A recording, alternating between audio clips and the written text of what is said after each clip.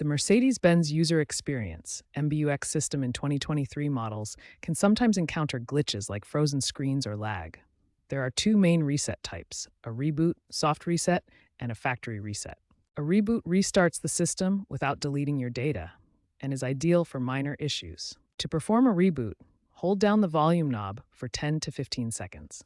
A factory reset wipes the system to its default settings, erasing all personal data, apps, and pairings. This is for more serious problems. To do a factory reset, navigate through the touchscreen, Settings, System, Factory Reset. You might need a PIN or dealer code. Always back up your data before a factory reset, as it will erase everything. Remember to disconnect your phone via Bluetooth before attempting any reset. If your MBUX screen is frozen, start with the reboot method. If reboot doesn't work, check basics like battery health above 70% and ensure proper ventilation to prevent overheating.